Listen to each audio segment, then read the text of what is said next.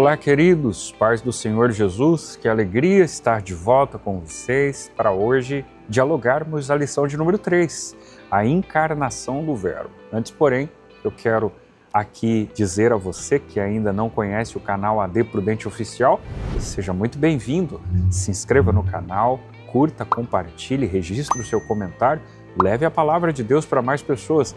Nós somos a Assembleia de Deus Prudentina, Assembleia de Deus Ministério do Belém, em Presidente Prudente, oeste do estado de São Paulo. Em nome do nosso presidente, pastor Samuel Padilha de Siqueira, eu quero dar a você as boas-vindas, os cumprimentos e que você fique com a gente, acompanhando todo o depoimento, o argumento que será estabelecido ao longo da aula de hoje. O textuário da lição 13 está em João, capítulo 1, versículo 14, que diz: "E o Verbo se fez carne e habitou entre nós. Vimos a sua glória como a glória do unigênito do Pai, cheio de graça e de verdade." A verdade prática, por sua vez, afirma que a vinda do Filho de Deus em forma humana é um fato presenciado por muitas testemunhas. Por isso, a negação da sua historicidade não se sustenta. A leitura bíblica em classe está em 1 João, capítulo 1, versículos 1 a 3, capítulo 4, versículos 1 a 3, e 2 João, versículo de número 7. Mas para introduzir e dialogar o primeiro tema proposto na aula de hoje, acerca das heresias que negam a corporeidade de Cristo, eu convido para esse ambiente nobilíssimo amigo, pastor William Enoch. É contigo, pastor William. A paz do Senhor, querido irmão. Obrigado, pastor Diego. Vamos então ao primeiro tópico da lição de hoje, heresias que negam a corporeidade de Cristo. A princípio, a gente tem a impressão de que isso nunca aconteceria, né? Ou não acontece, mas de fato é por isso que estamos tratando e aprendendo sobre as heresias, porque iniciamos aqui com o termo docetismo. Vem do grego dokeo, que significa ter aparência, e docetismo é a mais antiga heresia da história da igreja e ela é marcada, ela consiste na ideia de negar que Jesus tivesse tido um corpo físico humano. Eles negam isso. A sua humanidade era simplesmente uma aparência. Para esse perfil, né, de hereges, Jesus era como um fantasma. Vamos lá, o segundo item aqui é o que os docetas ensinavam sobre Jesus. Os seguidores dessa heresia tinham como mensagem, e o ensino deles era sempre centrado em muitas coisas fora daquilo que a Bíblia diz, contrários à palavra de Deus. O nosso enfoque destaca a humanidade de Jesus como verdadeiro homem. No Evangelho de Jesus, escrito por Lucas, lá descreve um começo muito humano do próprio Cristo. Ora, é prático, fácil você lembrar que nós aprendemos, né? Jesus, 100% Deus, mas 100% homem, quando passou nessa terra. Por isso ele diz, né? Para termos bom ânimo, porque ele também enfrentou tamanhas aflições. Então, Jesus teve também parentes, teve amigos, Zacarias, Isabel, José e Maria, vizinhos e primos, pastores, Simeão, Ana, isso sem contar o relato sagrado de sua infância, que mostra o desenvolvimento físico, o desenvolvimento intelectual e também o desenvolvimento intelectual. Então Jesus passou por todas essas etapas também. Agora, o que os principais docetas diziam sobre Jesus? 3 dos principais heresiarcas negavam que Jesus Cristo tivesse vindo em carne. Cerinto negava o nascimento virginal de Cristo e ensinava essa prática do docetismo. Ele foi contemporâneo do apóstolo João em Éfeso. Já Saturnino, o principal representante do gnosticismo sírio, ensinava que Jesus Cristo não nasceu. Ele ensinava que não teve forma e nem corpo e que simplesmente foi visto de forma humana em uma mera aparência.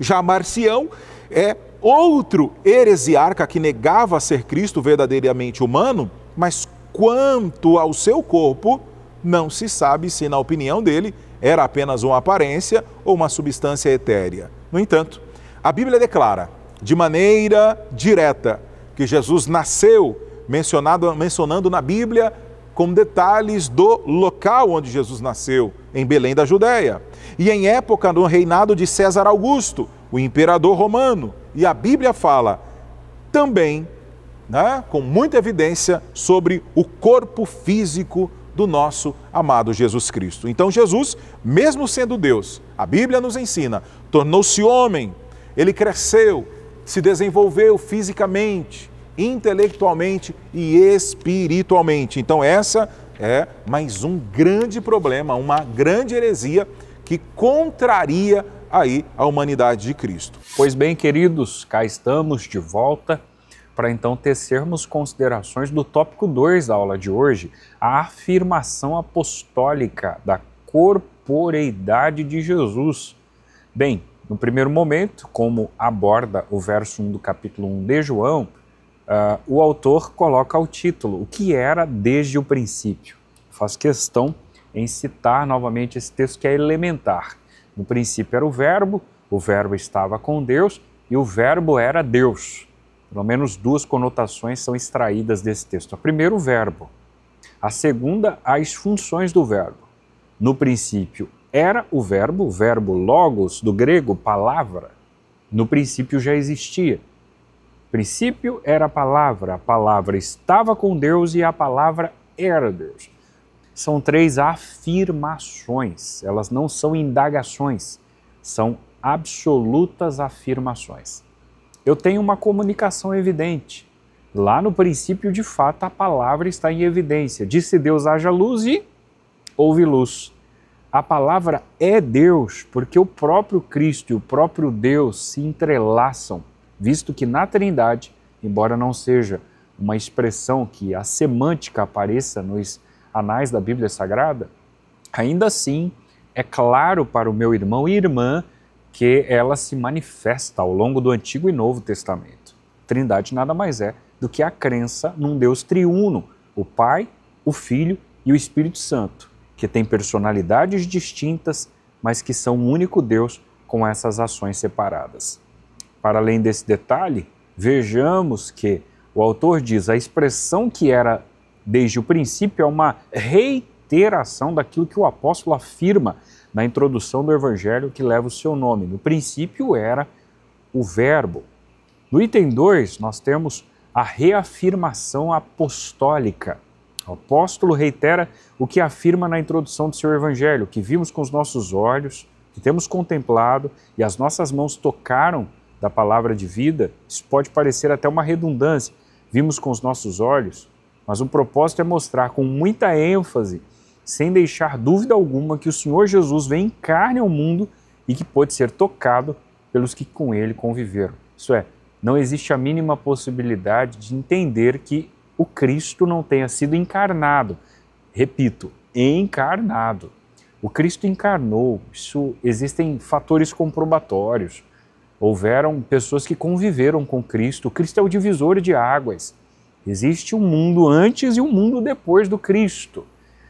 Não existe a mínima possibilidade de todos os ateístas, de todos aqueles que despregam, até por parte de um conceito judaizante, a existência ou a vinda do Messias. Isso é indestrutível. Cristo veio, se manifestou, trouxe uma novidade, uma nova ideologia, um novo programa, um novo projeto que está em evidência até os dias atuais. Todos nós, enquanto cristãos, enquanto pequenos cristos, modéstia à parte, com muita reverência e reconhecimento do nosso tamanho, levamos adiante o projeto primaz, o projeto do Cristo. Esse é o nosso papel e esse é o papel relevante de nós enquanto cristãos. Pregarmos o Cristo. Ele é a água, ele é a fonte, é ele quem sacia a sede. Nós, meramente canais, seja um cano forte e leve, vou fazer algumas propagandas aqui, hein? Seja um cano Amanco, Tigre ou qualquer outra marca, nós só somos o cano no processo. Mas quem mata a sede é o Cristo. Oxalá que nós entendamos o nosso lugar e oxalá que nós entendamos o lugar dele. Porque a partir disso, as nossas relações com o mundo externo, com o mundo perdido e com o reino de Deus serão muito melhores estabelecidas. Para além desses detalhes, eu finalizo com uma declaração dada aqui no final do depoimento do item 2.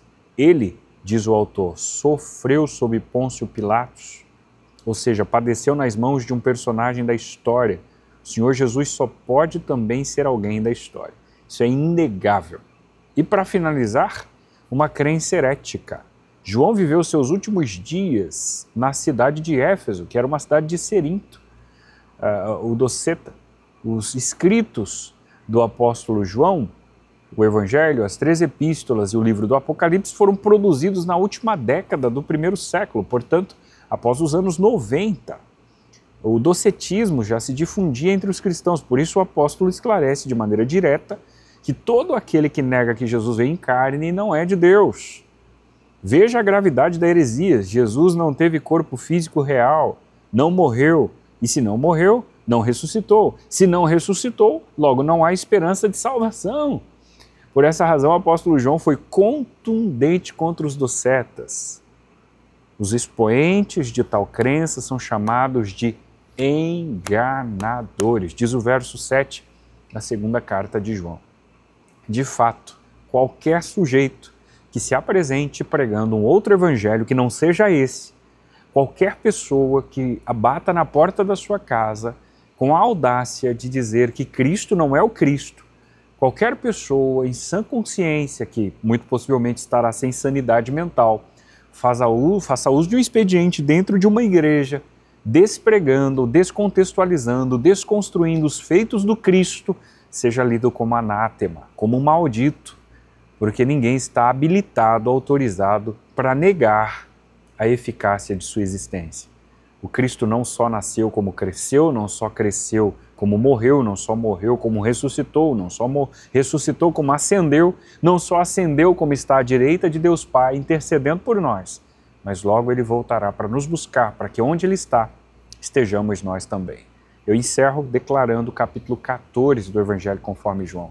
Não se turbe o vosso coração, credes em Deus, credes também em mim, diz o Cristo. Na casa de meu Pai existe muitas moradas. Se não fosse assim, não vou-lo teria dito, pois vou preparar-vos lugar, a fim de que onde eu estiver, estejais vós também. Chegamos ao 3º tópico da nossa lição, quanto ao nascimento virginal de Jesus. Esse tópico fala como essas heresias se revelam hoje. Então, em relação ao nascimento virginal de Jesus, existem, irmãos, movimentos que negam o nascimento virginal do nosso Jesus, como os Mórmons, a Igreja da Unificação, que ensinam que Jesus não foi gerado pelo Espírito Santo. Por que estamos tratando assim literalmente? Porque negar a concepção e o nascimento virginal de Jesus é uma das marcas desses movimentos. É o ensino moderno de Cerinto e dos seus seguidores. Porque a Bíblia anuncia de antemão a concepção. A Bíblia aponta o nascimento virginal de Jesus desde o Antigo Testamento. Basta ler lá o livro do profeta Isaías e o seu cumprimento histórico no Novo Testamento. Jesus foi gerado pelo Espírito Santo. O anjo Gabriel disse a Maria: descerá sobre ti, virá sobre ti o Espírito Santo, e a virtude do Altíssimo te cobrirá com a sua sombra. Outra ocasião é quanto à morte e à ressurreição de Cristo. O heresiarca gnóstico do Egito, Basílides, negava a crucificação de Cristo e ele dizia que Simão, o sirineu, transfigurou-se e foi equivocadamente crucificado. E olha a proposta deles, né? Que o populacho tomou por Jesus. E assim sendo, Cristo apenas presenciou a crucificação de Simão, o seu suposto sósia, era uma farsa, então, na visão dele, e o Alcorão, o livro sagrado dos muçulmanos, e a sua principal fonte de autoridade espiritual, declara que o Senhor Jesus não foi crucificado, que tudo não passou de uma simulação. Você pode conferir lá no Alcorão, né, 4.157. Nas notas explicativas de rodapé nas edições do Alcorão, eles afirmam que um sósia de Jesus foi levado à cruz. Isso se parece com a ideia de Basílides.